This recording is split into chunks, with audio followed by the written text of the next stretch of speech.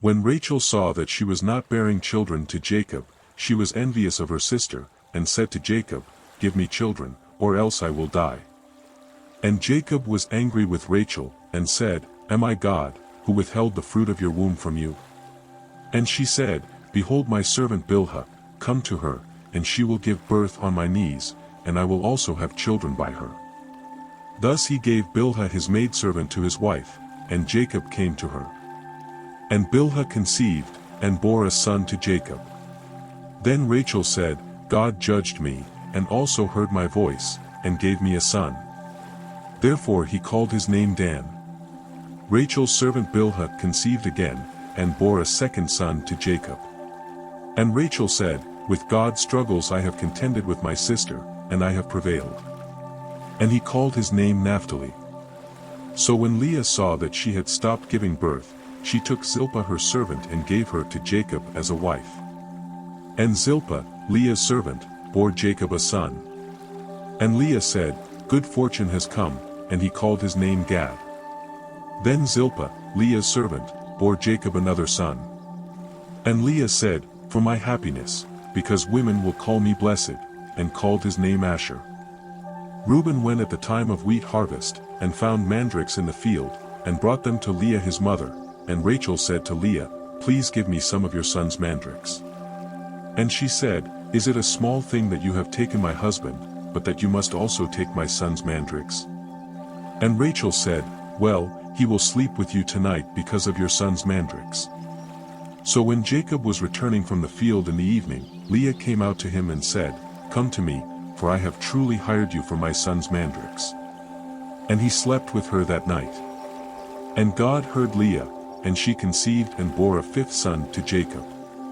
And Leah said, "God has given me my reward, because I gave my handmaid to my husband," therefore he called his name Issachar. Then Leah conceived again, and bore Jacob a sixth son. And Leah said, "God has given me a good dowry, now my husband will live with me, because I have borne him 6 children," and he called his name Zebulun. Then she gave birth to a daughter, and she called her name Dinah. And God remembered Rachel, and God heard her, and granted her children. And she conceived, and gave birth to a son, and said, "God has taken away my reproach." And he called his name Joseph, saying, "Let the Lord add to me another son." Tricks of Jacob and Laban.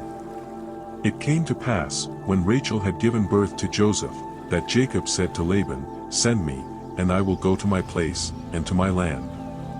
Give me my wives and my children, for whom I have served with you, and let me go.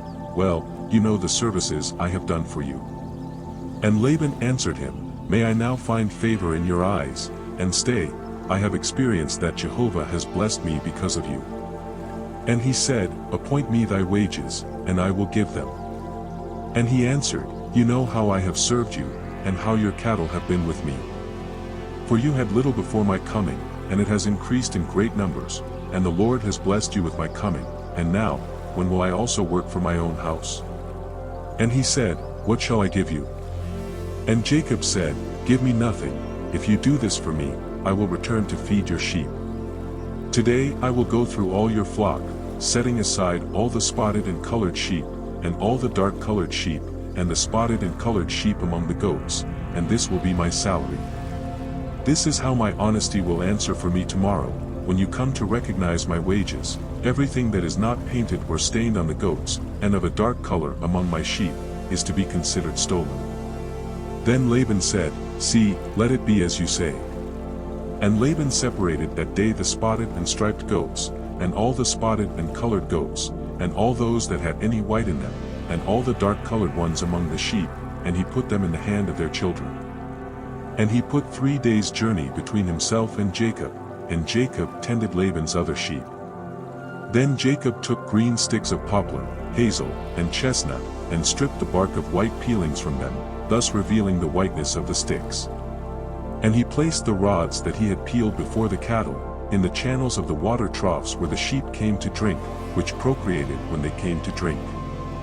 Thus the sheep conceived before the poles, and they gave birth to striped sheep, painted and splashed with different colors.